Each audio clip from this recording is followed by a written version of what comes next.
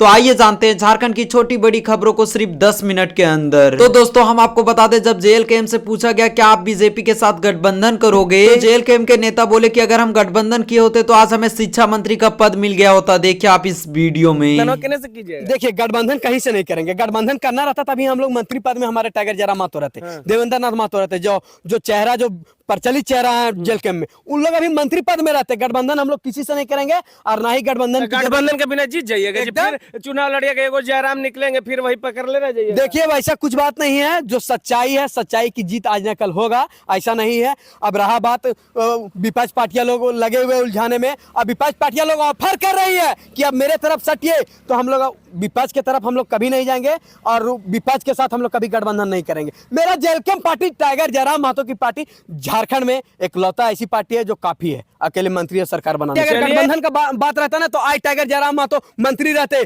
चाहे वो शिक्षा मंत्री रहते या कैबिनेट मंत्री रहते, कोई भी मंत्री पद में रहते। देवेंद्र नाथ महतो जो है वो भी आज विधायक रहते और मंत्री रहते। तो अब हम लोग का जिस टाइम मंत्री का लोभ दिया गया उस टाइम हम लोग तो गठबंधन। तो दोस्तों हम आपको बता दें, चाकगढ़ जेएलकेएम प्रत्याशी तरुण महतो को पुलिस ने इतना मारा है कि वो चलने की स्थिति में नहीं है। तरुण महतो को देखने के बाद उसकी धर्मपत्नी इतना ज्यादा गुस्सा हो गई पुलिस प्रशासन पर कि आपको जरूर देखना चाहिए। कल रात को जब इनको खबर मिला तो ये चले गए। तो वहां उन लोग क्या कर रहे थे? प्रशासन, 2 प्रशासन थे, वो ड्रेस में नहीं थे, वर्दी में नहीं थे, सिविल में थे।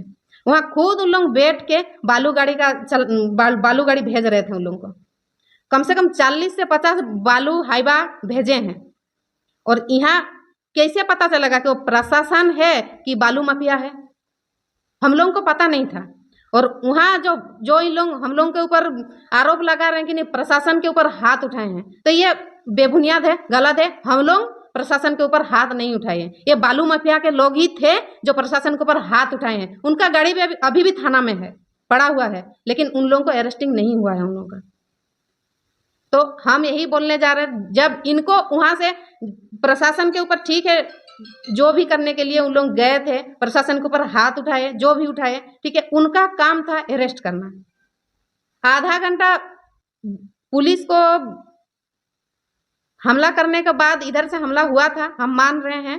किसका गलती है हमको नहीं पता, लेकिन इधर से हमला हुआ है, वो हम लोग से हुआ है या बालू माफिया से हुआ है, तो पुलिस से हमला हुआ है, हम मान रहे हैं। लेकिन उसके आधा घंटे के बाद पूरा तिरुल्ली थाना का प्रशासन और यहाँ ईचागढ़ थाना का प्रशासन वहां पहुंच के पूरा फायरिंग किया है और इनको अरेस्ट करके ले आए हैं थाना। ठीक है, अरेस्ट किए हैं, हम मना नहीं कर रहे हैं। आप गलत पाए हैं, अरेस्ट किए हैं, ठीक है, गलत थे सही थे वो आप लोगों का काम है जानना, आप लोग जानिए। अरेस्ट करके ले आए हैं, लेकिन उसको अरेस्ट करने के बाद थाना से उसको इसे शर्ट में एकदम पूरा घिसड़ के लेके गए हैं अंदर। शर्ट का एक बटन भी नहीं है, हम अपना नजर में देखे हैं उनको, हम खुद देखे हैं। शर्ट का पूरा बॉटम टूटा हुआ है, पूरा शर्ट फटा हुआ है, पूरा उनका गंजी एकदम पूरा फटा हुआ है जो अंदर में पहने हैं। उनको घसीट के लेके गए अंदर में और उतना मारे हैं प्रशासन, तिरुल्ली थाना का प्रशासन और यहाँ ईचागढ़ थाना का प्रशासन और बालू माफिया। ठीक है, प्रशासन मारे हैं, लेकिन बालू माफिया को वहाँ कौन घुसने दिया? अगर प्रशासन का कोई हाथ नहीं रहता बालू माफिया के ऊपर, तो बालू माफिया वहाँ थाना में क्या कर रहे थे? पर हाइबा में उन लोग 8,000 रुपया ले रहा था और बालू गाड़ी भेज रहे थे और मंथली उन लोग को 2 करोड़ रुपया मिलता था। तो क्या हम लोग क्रिमिनल थे जो उतना मारे हैं? इतना मारे हैं ना, पूरा बेरहमी से बोल भी नहीं पा रहा था। जब हम सुबह गए तो मेरे को भी घुसने नहीं दे रहे थे। जब हम बोले कि उनका बीवी है तो देखने थोड़ा दिए, तो उन पानी मांग रहे थे, पानी भी पिलाने नहीं दे रहे थे। कोई अगर रेप करके भी आ रहा ना तो उतना नहीं मारता है उन लोगों को। कोई मर्डर करके आ रहा तो उनको भी उतना नहीं मारते हैं जितना इनको मारे हैं। जानबूझ के मारे हैं, सोची समझी साजिश है इनका, इन लोगों का, बालू माफिया का और प्रशासन का।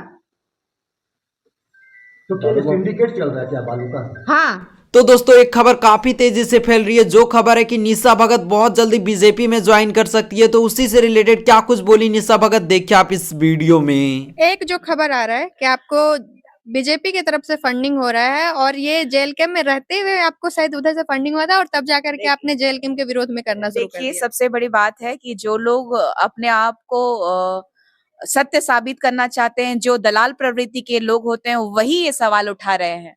मैं चैलेंज करती हूँ, उनको भी ओपन चैलेंज करती हूँ, प्रमाण दिखा दीजिए कि कोई बीजेपी और ईजेपी या कोई पार्टी के लोग अगर फंडिंग कर रहे हैं या फिर मुझे सपोर्ट कर रहे हैं तो मैं आज से इस धरती पे ये आदिवासी अस्मिता की बात ही नहीं करूंगी। तो सवाल अरे तो हक यही आ और रहा है कि अधिकार की बात आ रही है। अरे खर्चा कैसे आप एक मैनेज हो बात रहा है, बता पूछ दीजिए, रही हूँ। भगवान बिरसा मुंडा जी उलगुलान किए थे तो करोड़ों रुपए लेके आए थे। हक और अधिकार और सच्चाई की बात करने के लिए पैसा लगता है।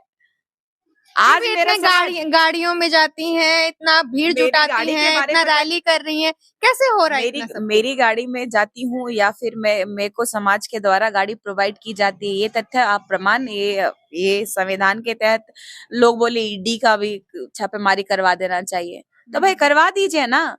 मेरा गाड़ी का 5 महीने से इंस्टॉलमेंट नहीं दिया हुआ है, इन लोगों को मजाक लग रहा है।